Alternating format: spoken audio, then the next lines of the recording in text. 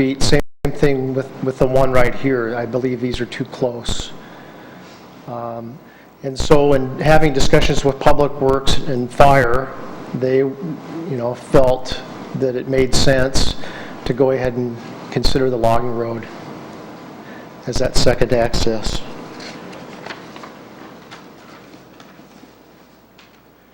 Want to flip to the next slide, please? Just real quick, I'll discuss some of the aspects of the architecture. So this slide here represents an illustration of what you'd see off Territorial Road as you're driving into the site. On the right would be the building to the west of the entrance drive. Three-story building to the left would be a two-story structure. Next slide, please. Here's an enlargement of the two-story structure, and we're proposing a stone veneer base with textured siding above with a combination of board and batten siding and shingle siding.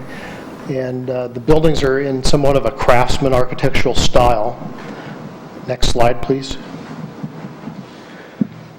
This again is a large view of the building to the west, the three-story building, and you can see that we've got covered entrance porches. You'll see this in some of the other elevations at each entryway, and then architectural belly bands that divide the project into multiple stories and accent the various colored elements and changes of texture. Next slide. This is an overall elevation of building number one, the two-story structure. And you can see on the upper right there, frontal elevation. And we've introduced, these are the covered entrance porches. You'll see those at all of the structures where we have shared entrances. That helps to kind of scale the project and the building down to a pedestrian scale. We're also introducing awning structures to do the same. And then to break up the overall roof line, we've got a gable, again, that corresponds with the center entrance. This lower view represents kind of a typical exterior rear elevation where you've got patios on the ground floor and then decks above. These are a 4x6 patio storage closet that provide a place to put some things off the patio and then also provide some privacy on the ends of the buildings to the patios and decks. Next slide, please. This is a front and rear elevation of the three-story structures. And again, to break up the mass, we've introduced some of the pedestrian scale elements, and then the overall length of the building is broken with a 4-foot step. So from this plane, for instance, to that plane, there's a 4-foot change in wall plane. And then again, to break up the overall massing, we've got a variety of different textures and colors of materials. And again, on the rear, you see the patios, decks with the division of these closets on the end to provide privacy. Next slide, please. This is a slide near the center of the project. Over here you see the side elevations of the rec building. It's a single-story structure. This elevation here is the building that's directly south of the single-family residence, and we paid careful attention to the setback from that project and have eliminated some roof dormer elements that you see on the other buildings in order to scale the building down and provide that required setback. Next slide. So this is a colored elevation of that building 4. On the left is the rec building. You can see we've got stone veneer at the base. We've repeated an entry porch structure similar to what occurs at the shared entrances to the buildings. And again, breaking up the building with textures and color changes. Next slide. This is the end elevation or the front elevation of the rec building. And again, here's the entry porch and architectural elements in the craftsman style.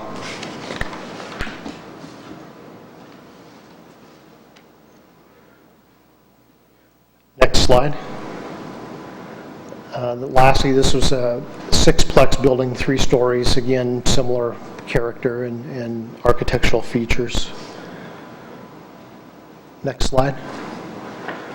Okay, so here we're back to the site plan. That's a little fuzzy, but we'd like to discuss the parking a little bit further. You want to go ahead and talk about that? Thanks, Commissioners. Yeah, I want to address, first of all, address the part of the variance that we're asking to, a variance to exceed the requirement of 8 contiguous parking stalls. Part of this is, when I think of that code, I look at big parking lots, and I understand the reasoning of like a Fred Meyer or a Safeway, or we have big parking lots and you don't have any landscaping in the center. When you have a site like this that has basically landscaping surrounding or bordering all of the parking stalls, that helps soften the parking lot a lot. And we do have an abundance of landscaping in our parking lot areas.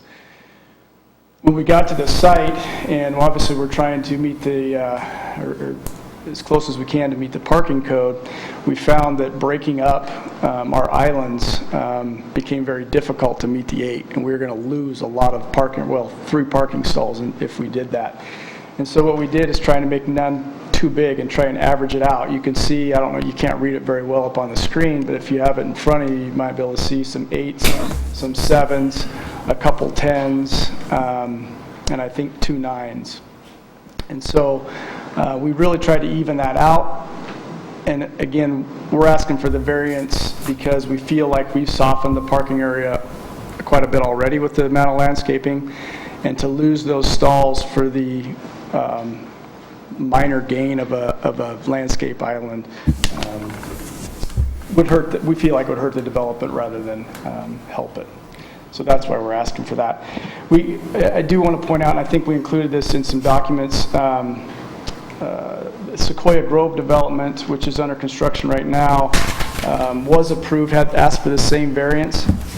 They asked for the variance of 10 of their 45 parking row banks. We're asking for 3 of our 13, so pretty close to the same percentage. And you can see our landscaping compared to their landscaping surround. I think we have more landscaping surrounding our parking lot than they do. And we're about pretty close to, we're a little bit less on a units per acre. So in a comparison situation, we had a lot of the same challenges that they did in trying to shrink some of those islands and maximize the parking units. Then I want to, if we could go, I think we got that, is it the next slide? Yeah, next slide.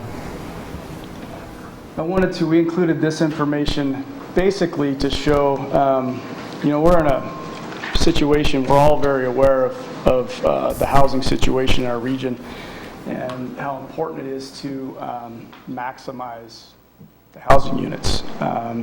Land is getting more and more scarce in order to develop. You saw the council approved a zone change on industrial land in order to get more residential units into our city. And so what we try to do here is try to maximize our site to the number of units. And studying this and studying the area and studying the kind of desirable units, we came up with a proposal to maximize our site kind of with a happy medium and not meet the parking code. And we understand that that's, we're asking for a variance there. And we also understand that this has to be commercially reasonable for us. And so we went around and studied and asked a lot of questions to existing managers and property owners of what is palatable as far as parking spots. What do you really need in order to run? Because we don't want to get into a situation, obviously, where we don't want residents living in our units because we don't have enough parking stalls. That would become a huge problem for us. And so we studied that. We also went and gave some information of surrounding jurisdictions. You can see that Canby, based on this information, Canby is by far the most stringent in their code. by quite a few units. I think if we were in any of this other jurisdictions, we'd probably be 15 to 20 units over in our in what we are providing. So we give you that information just to show you that that the code is much different surrounding and can be in trying to maximize units might be a little bit too stringent in their code. The second one, if you could go to the next one, Brian. So this basically just shows how many units we would lose in different scenarios. So right now, based off our submittal, with no changes, the traffic impact analysis, no changes by losing those two spaces, we would be almost or we would be 7 stalls short. That was the variance we were originally asking for. You would see that if, in order to meet the code based off our original submittal, we would have to reduce by 4 units in order to meet the code as is. And if you go to the third block down, you'll see that we, in order to meet the traffic analysis recommendation, we would lose 2 additional stalls, as Brian had said earlier. So again, we would be 1 stall short with 54 units. And again, these are all 2 and 3 bedroom units. Canby's code says 2.2 stalls per 2 and 3 bedroom units and 1.2 stalls per 1 bedroom units. And then in the last scenario down there at the bottom, that shows us losing 5 stalls, 2 for the stalls at the entrance off territorial, and then potentially 3 stalls if you were not to approve the variance for the stall spacing request. Again, in our research, we found that 2 and 3 bedroom units are the most desirable from a living units standpoint.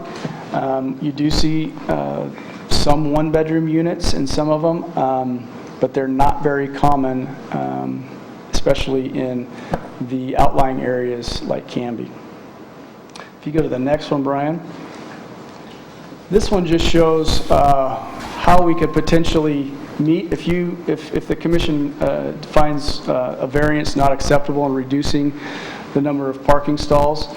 This shows how we could potentially meet either a minor reduction or a full reduction by changing our unit mix to some 1-bedroom units. We're showing 6. We're showing scenarios with changing 6 of our units to 1 bedroom and still keeping 58 units. Obviously, if we were to completely meet the code, we would have to change additional to 9 or 12, or depending on the scenario that comes about based on the traffic impact analysis and the continuous parking stalls.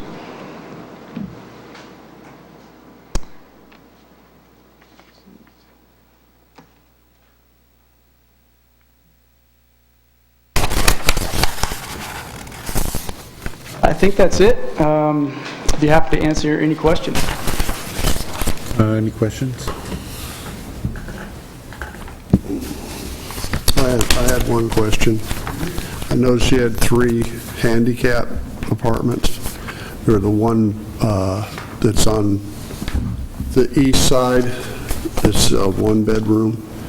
I didn't see any handicap parking anywhere near that particular. I saw you had them in front of any other units.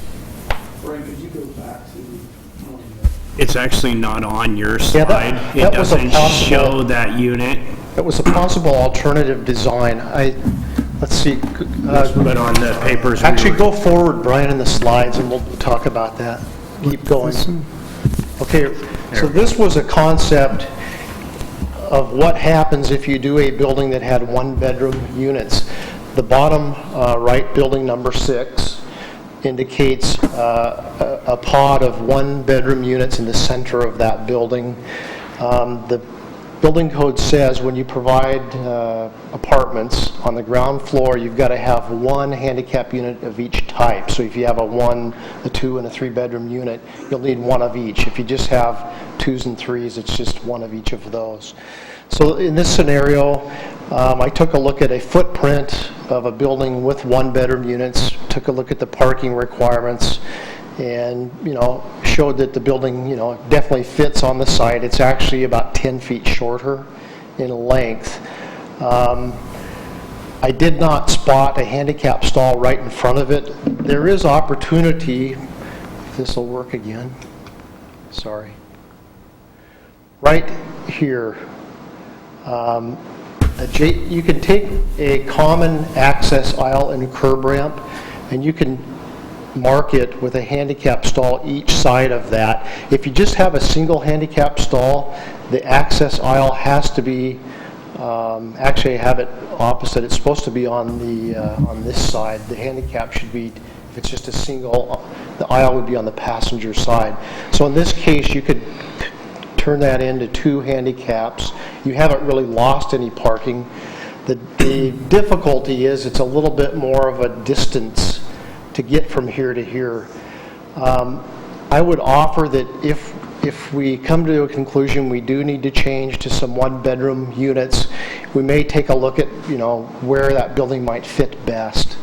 Like, for instance, I could take that building, and I could flip these 2 buildings, for instance, and then I could have, a 2-bedroom and a 1-bedroom handicap next to one another, and put them here. There are a few options like that. Likewise, over here, we could combine and provide a handicap there. So there's some flexibility in the design. The building code does mandate that you have a certain number of handicap stalls. In commercial, it's based upon the total number of parking stalls. In residential, I believe it's like 2% of the parking stalls have to be handicapped. Anyhow. So you would try and put a parking stall closer, you mean? And If we go that route of changing to 1s, yes, I think we would make an attempt to make it more desirable in proximity. I believe the federal code requires that the parking stall be located closest to the entrance as possible. Yes, yeah. And I didn't want to bring forth, 8 different plans. I just wanted to study this out and see what happened. Any more questions for the proponents? I had a question. So there's a fire truck turnaround shown on the east side of the project, and it seems like it terminates right at the edge of the existing logging road pavement with 2 removable bollards placed right at the edge of pavement on the logging road. Is that correct? It seems like that, if the city decides to expand that trail to any kind of width, it would be prohibited, because then that decreases the fire truck turnaround.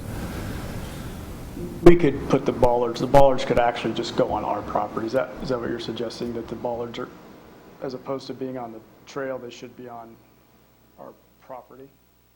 Can you point to that? Well, that would help with expansion of the trail if it ever needed to expand in width. Right here, we're showing removable bollards.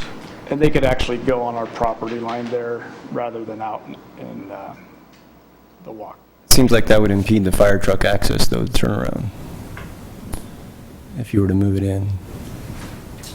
Well, they would have the ability to remove those if necessary.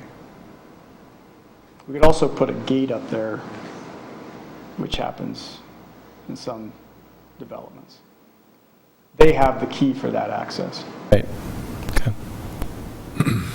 And Public Works and Fire both supported, initially the idea of backing onto their right-of-way, the logging road right-of-way for that hammerhead. I just think that the bollards right at the edge of the logging road trail would prohibit future widening, or if someone needed to drive a larger vehicle down, they would have to go off the road to go around it. There's probably flexibility on the fire marshal's at his discretion as to, the distance for that backing movement that they would require. And so we could work with them and maybe shift it, inward as far as possible.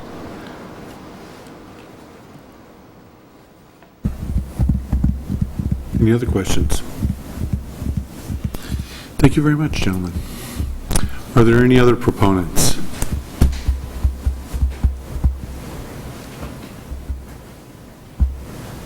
Oh, Pat, you always have something to say. I'm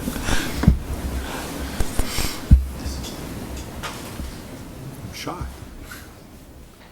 Well, I thought Tom and Scott did a good job tonight. I wasn't going to come up, but I thought I may just clarify Commissioner question regarding the bollards. For the record, I'm Pat Sissel, Sissel Engineering, 375 Portland Avenue, Gladstone.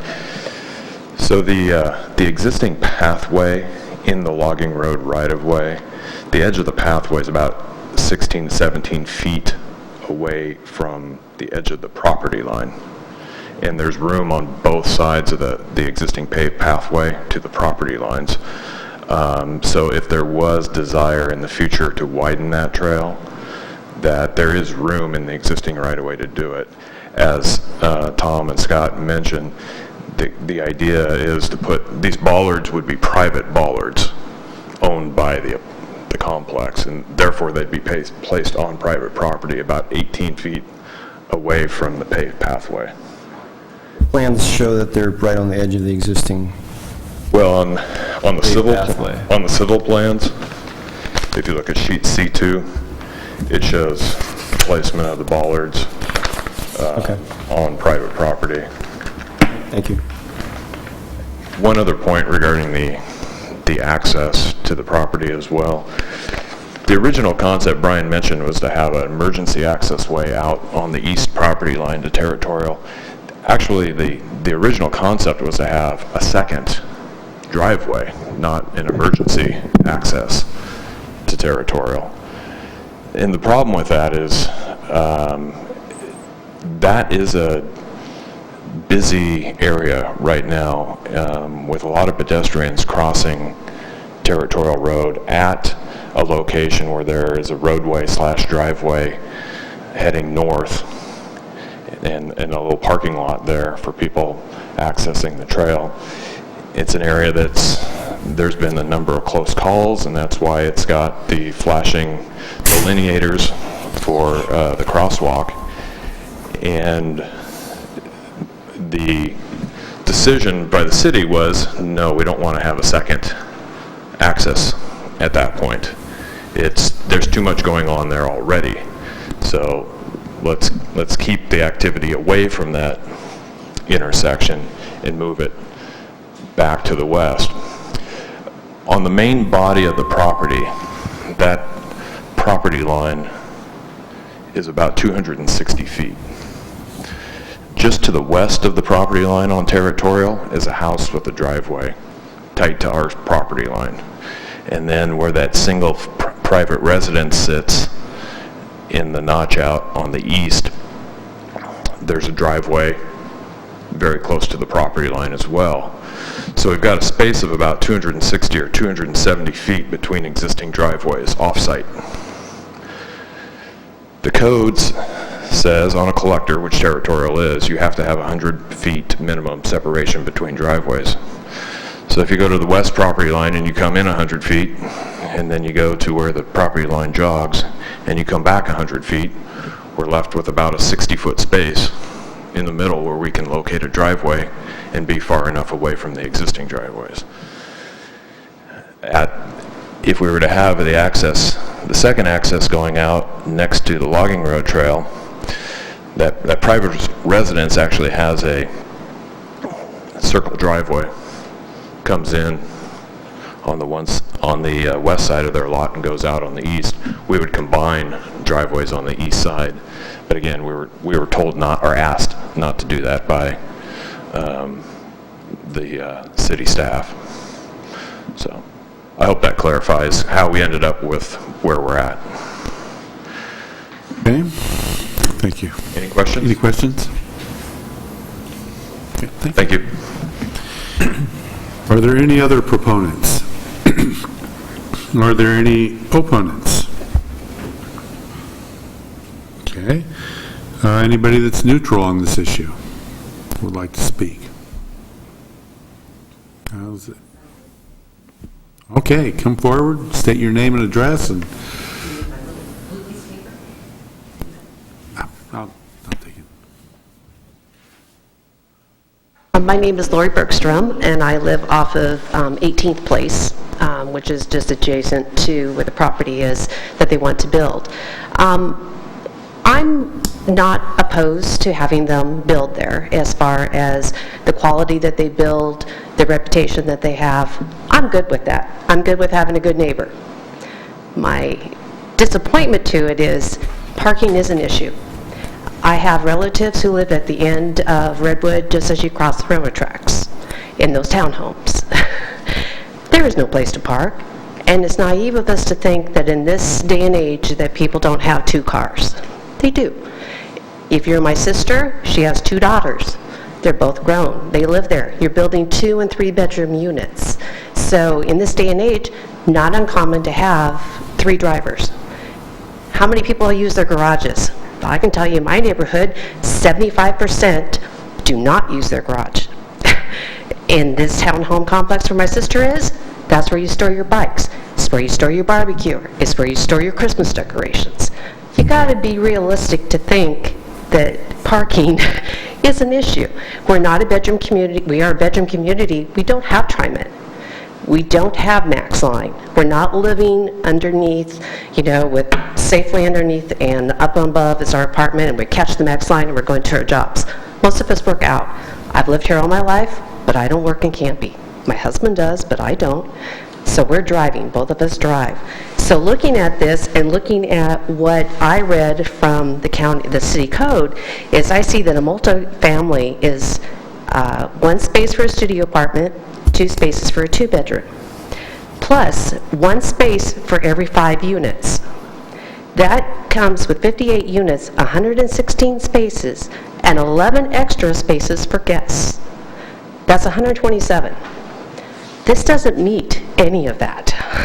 You then put in a barbecue pit with a playground with the intent that families can gather out there. So how many people are going to have birthday parties, barbecues? They invite their families. Where are they going to park? There's no parking on Territorial. You're not going to allow them to park over at the park where they have parking there, because that's where it's used for people who come and use that walking trail. They use it all the time. If they don't use it there, they park in my neighborhood. I'm not opposed to that. It's a good thing, but at the same time, we've got to be realistic on the parking. And I oppose that if we don't scale down on the units, there isn't sufficient parking for these people. These people who want to move into these houses are not here to speak because they're not in our community. They can't get into our community because we don't have homes for them to move into. So I'm not opposed to it, but you got to have adequate parking for them. So that's my 2 cents. Thank you. Thank you. Any other, anybody that would like to speak as neutral? Okay, then I will close the public hearing. No further public testimony is allowed. Is there any rebuttal? I'm sorry, I skipped the rebuttal part. Would you like to answer this lady's questions at all about that? My bad on that.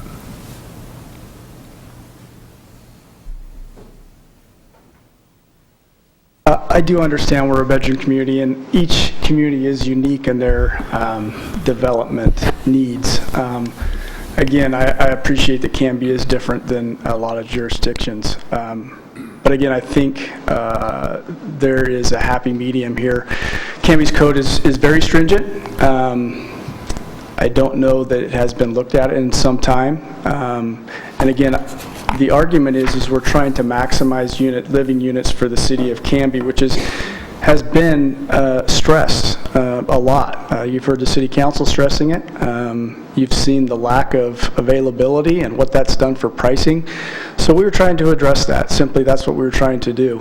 And again, if the commission finds that unacceptable, then we are willing to change our unit mix. Not necessarily, we would like to add 1-bedroom units because the code lessens the requirement in that in order to meet our parking requirements. I guess I'd just like to comment on, the visitors. The code does require 20%, 1 in 5 stalls per unit. And, that was taken into account with the overall calculations. We did also ask, to take advantage of the 10% reduction, which is also... Didn't address it. We have, but we're looking, for some relief relative to the hard line of the parking code. I've worked on a number of apartment projects in and around the Valley area for different developers, and a lot of jurisdictions require, only 1.5 stalls per unit. Sometimes I've found that that's not enough, that you build a project to that number of parking stalls per unit, you're going to have problems with conflicts and shortages of parking. There's kind of a happy medium sweet spot where if you have 1.75, 1.8 stalls per unit, if you've made sure you've met that requirement, generally projects work out pretty well. Also, if you don't have enough parking, they're difficult to finance. And so it's just kind of a rule of thumb in the marketplace that 1.75 stalls per unit is kind of a bottom threshold. And we were at, I think, 1.86. Okay. I find it interesting that we come up with 1.75 stalls. I'm not sure how many families have 1.75 cars. Usually it's either 2 or 1 or 3, but never 1.75, just as an observation. Smart cars. Smart car. Oh, yeah, smart cars. There you go. There you go. There you go. Okay. Now I will close the public testimony. And questions, do you have any questions for Brian or anybody else? I've got a question. So the proposed plan that we've got here, Brian, does that show a 35 or 40-foot long throat from in the entrance? No, there's 'Cause that's not dimensioned. It's hard to tell.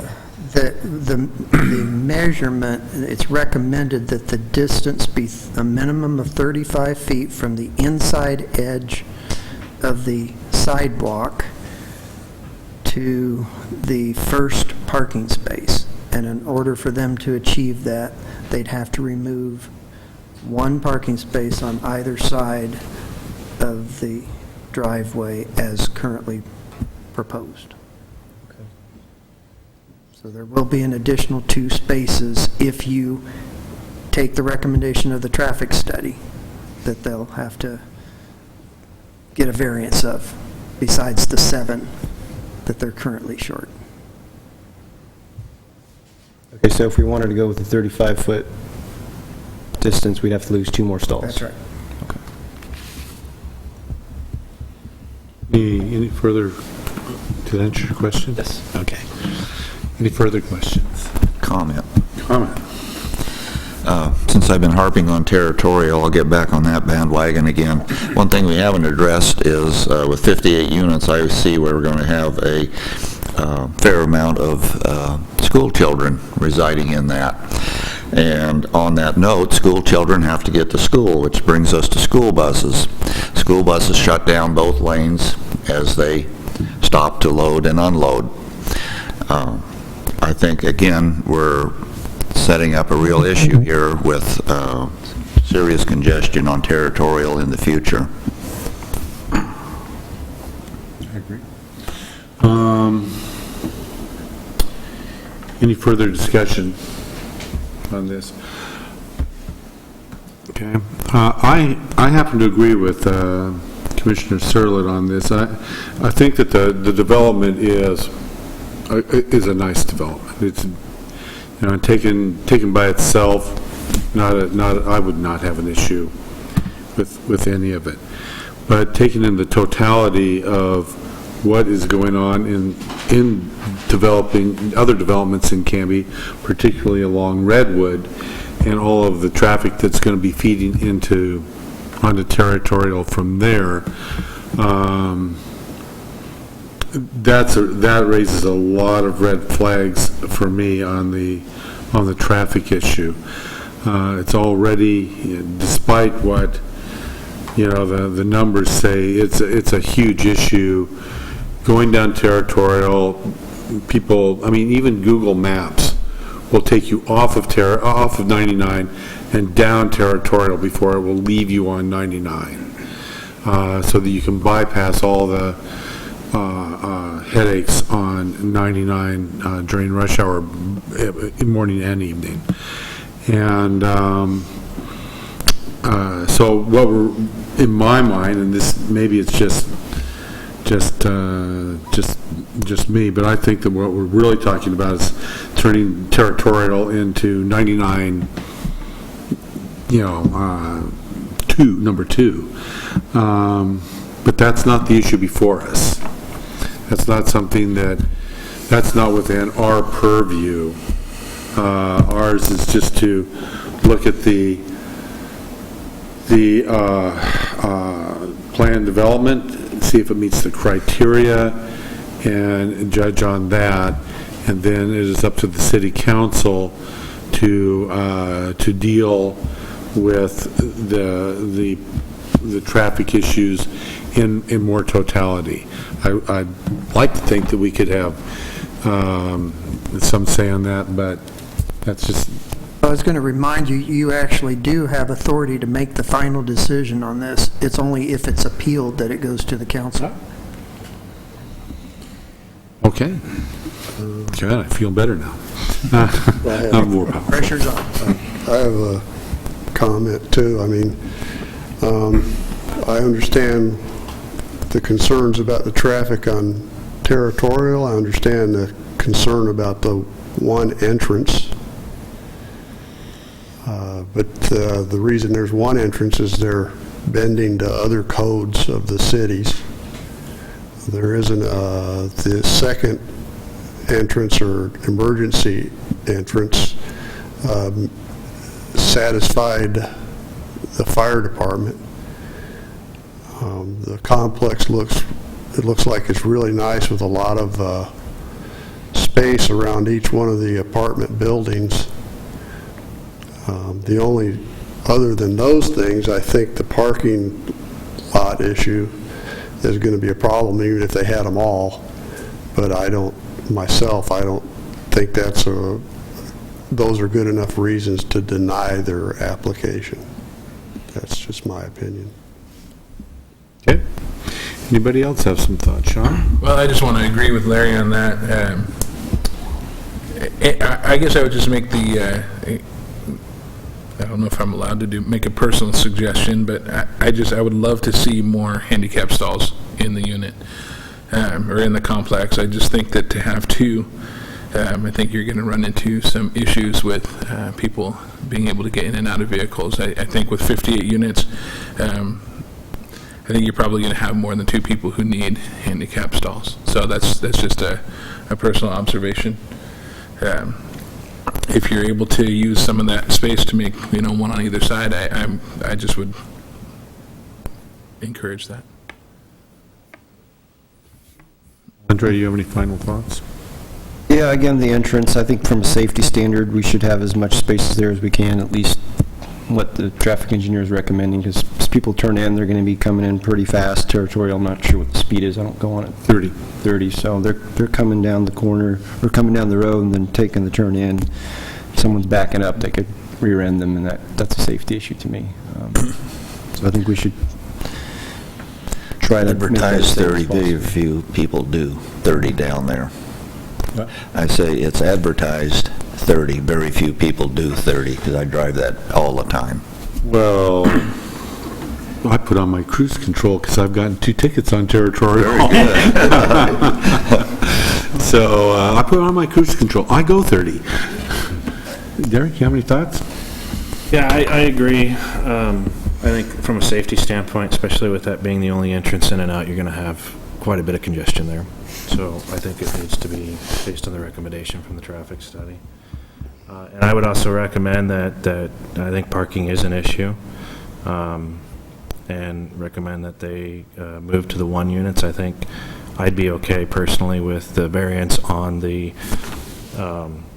medians, right, going away to allow more parking, because I think they do have a lot of landscaping there. But I would recommend that they move to some 1 units to allocate more parking. Second that. I think the landscaping partitions, that variance isn't as big of a deal in this case, but I think parking is going to be an issue. Average people are going to have, 2 cars per household, no matter if it's a 1-bedroom, 2-bedroom, or a 3-bedroom. And as somebody that has lived in an apartment complex, typically you're given 1 parking spot, and it's a fight to the death to park your second car. So, the more spaces you have, the better chance you're going to have to keep a complex happy. So what you're saying is, what I'm hearing is less landscape, more landscaping